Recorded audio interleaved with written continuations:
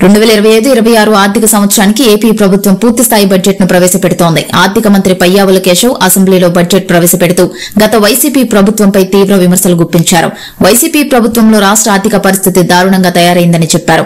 అప్పులు తీసుకోవడానికి కూడా ఎలిజిబిలిటీ లేనంతగా పరిస్థితిని దిగజార్చారని అన్నారు. వైసీపీ పాలనలో ఆర్థిక అరాచకం జరిగిందని మండిపడ్డారు. గత ప్రభుత్వం విపక్ష నేతలను అరెస్టులు చేస్తూ భయానక వాతావరణాన్ని సృష్టించిందని మంత్రి దుయ్యబట్టారు. ఆంధ్రప్రదేశ్ వార్షిక బడ్జెట్లో కూటమి సర్కార్ సంక్షేమానికి పెద్దపీట వేసింది. సూపర్ 6 హామీలు, అభివృద్ది పనులకు భారీగా నిధులు కేటాయించింది. ఈ కారణంగా వార్షిక బడ్జెట్ తొలిసారి 3 లక్షల కోట్లు దాటిందని ప్రభుత్వ వర్గాలు తెలిపాయి. అన్నదాత సుఖీభావ పథకం కింద ప్రతి రైతుకు 20,000 రూపాయలు ఇస్తామని ప్రభుత్వం హామీ ఇచ్చిన విషయం తెలిసిందే. ఈ హామీని నిలబెట్టుకునేందుకు బడ్జెట్లో 6,300 కోట్లు కేటాయించారు. ఇక విద్యార్థుల తల్లిదండ్రులకు ఆర్థికంగా సాయపడేందుకు ఉద్దేశించిన తల్లికి వందనం పథకం కోసం బడ్జెట్లో 9,407 కోట్ల రూపాయలు కేటాయిస్తూ ఆర్థిక మంత్రి పయ్యావుల కేశవ్ ప్రతిపాదనలు చేశారు. ఈ పథకం కింద ప్రభుత్వ, ప్రైవేటు పాఠశాలల్లో 1 నుంచి 12వ తరగతి వరకు చదివే విద్యార్థులకు ప్రభుత్వం సాయం అందించనుంది. వచ్చే విద్యా సంవత్సరం నుంచి ప్రారంభమయ్యే ఈ పథకంలో భాగంగా విద్యార్థుల తల్లుల ఖాతాలలో ఏటా 15,000 రూపాయలు ప్రభుత్వం జమ చేయనుంది.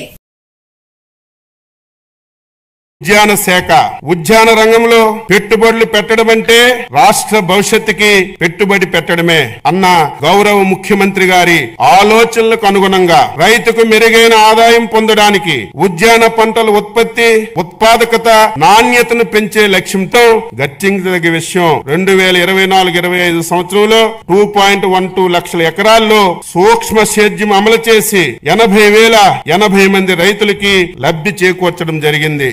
పట్టణాభివృద్ధి వేగంగా పెరుగుతున్న జనాభా దృష్ట్యా సమర్థవంతమైన పట్టణ ప్రణాళికను రూపొందించడం చాలా ముఖ్యం. పెరుగుతున్న పట్టణీకరణ అవసరాలను తీర్చడానికి అనుగుణంగా అభివృద్ధి చెందుతున్న నగరాలు మౌలిక సదుపాయాలను కలిగి ఉండాలి. రాష్ట్రాన్ని సర్వనాశనం చేసేలా ప్రణాళికాబద్ధంగా వికేంద్రీకరణ మంత్రాన్ని జపించిన గత ప్రభుత్వం బిల్లుల చెల్లింపు విషయానికి వచ్చేటప్పటికి మాత్రం కేంద్రీకృత విధానాన్ని అమలు చేసింది. ఉదాహరణకు మున్సిపాలిటీలలో చేసే చెల్లింపులను గత ప్రభుత్వం కేంద్రీకృతం చేసింది అధ్యక్ష. దీని ద్వారా స్థానిక స్వపరిపాలన స్ఫూర్తికి గత ప్రభుత్వం పాతరేసింది. మారుమూల మున్సిపాలిటీలో ఓ చిన్న మురుగునీటి కాలువ నిర్మాణానికి సంబంధించిన బిల్లులు సైతం రాష్ట్ర సచివాలయంలోని ఆర్థిక శాఖ కార్యదర్శి చెల్లింపులు జరిపే విధానాన్ని అమలు చేసింది. కేంద్రీకృత చెల్లింపుల విధానం నుంచి మున్సిపాలిటీలకు ఆర్థిక స్వేచ్ఛను కల్పించాలన్న గౌరవ ముఖ్యమంత్రి గారి ఆలోచనలకు అనుగుణంగా ఏప్రిల్ 1, 2025 నుండి మున్సిపాలిటీల బిల్లుల చెల్లింపును కేంద్రీకృత విధానం నుంచి వేరు చేసి బిల్లులు చెల్లించే అధికారాన్ని మున్సిపాలిటీలకే ఇస్తున్నాం. స్థానిక సంస్థలకు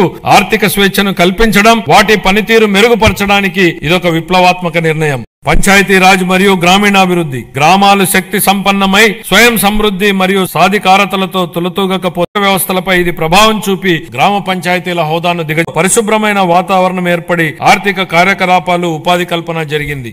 మన రాష్ట్రాన్ని సకాలంలో విడుదల చేయకపోవడం వలన కేవలం ఎక్కువ కేటాయింపులు పొందినప్పటికీ మన రాష్ట్రం కంటే ఎక్కువ నిధులను వినియోగించుకున్నాయి. మా ప్రభుత్వం ఈ పథకాన్ని పునరుద్ధరించడానికి చొరవ తీసుకుంది.